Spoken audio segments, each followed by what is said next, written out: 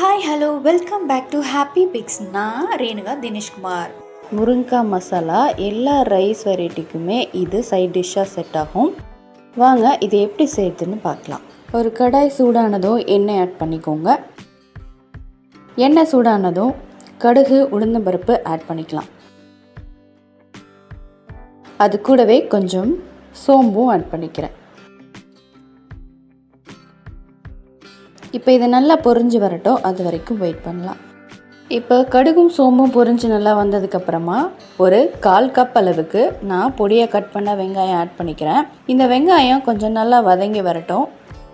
வெங்காயம் கொஞ்சம் கோல்டன் கலரில் வர அளவுக்கு கொஞ்சம் வதக்கிக்கலாம்.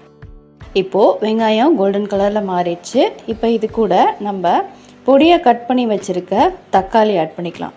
வெங்காயத்தை விட தக்காளியோட அளவு கொஞ்சம் அதிகமாக இருக்கணும், அப்போ தான் இந்த மசாலா நல்லாயிருக்கும்.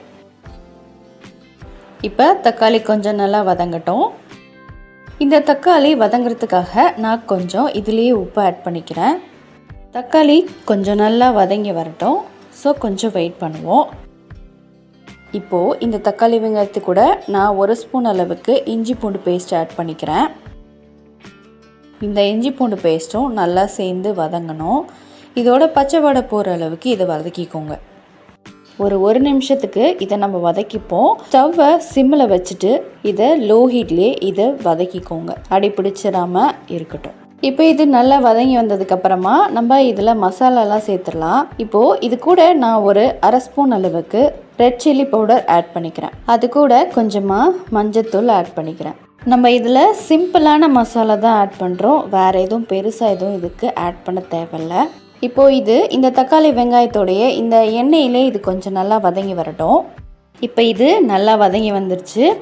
இப்போ இது கூட வாஷ் பண்ணி இதில் கட் பண்ணி வச்சுருக்க முருங்கைக்காயை நான் இதில் ஆட் பண்ணிக்கிறேன்.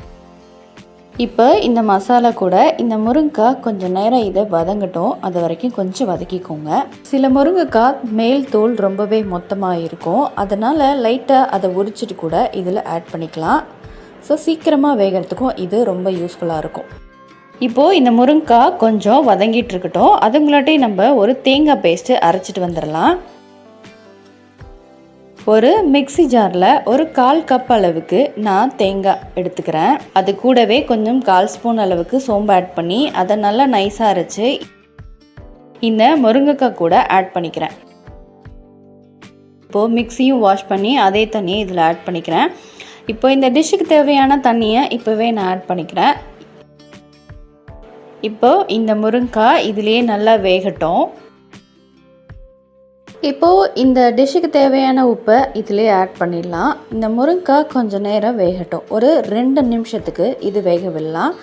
நல்லா கலந்துட்டு இதை ஒரு 2 நிமிஷத்துக்கு இப்போ மூடி வச்சிடலாம்.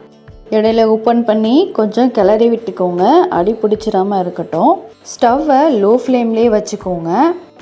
இப்போது இந்த அளவுக்கு கொஞ்சம் வெந்து வந்திருக்கு, தண்ணி கொஞ்சம் சுண்டி காய் கொஞ்சமாக வெந்து வந்திருக்கு. இப்போ நல்லா கலந்தாச்சு. இப்போ அடுத்து இன்னமும் நல்லா இது சுண்டிடுச்சு. உங்களுக்கு இந்த ஸ்டேஜில் வேணும் அப்படின்னா இதோடய ஸ்டாப் பண்ணிக்கோங்க. நான் இதை இன்னும் கொஞ்சம் ட்ரை பண்ண விட போகிறேன், அதனால் இன்னும் கொஞ்சம் நேரம் இது இருக்கட்டும். இப்போது இந்த முருங்கைக்காய் நல்லா வெந்து இந்த மசாலா கொஞ்சம் சுண்டி வந்துருச்சு.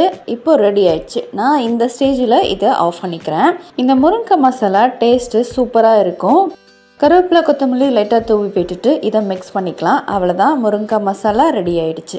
நீங்களும் இதே மாதிரி முருங்கைக்காய் மசாலா செஞ்சு பார்த்துட்டு எப்படி இருந்துச்சுன்னு கமெண்ட்டில் சொல்லுங்கள். இந்த வீடியோவுக்கு ஒரு லைக் ஒன்று கொடுத்துருங்க. இது மாதிரி மோர் ரெசிபீஸ்க்கு சப்ஸ்கிரைப் பண்ணிக்கோங்க.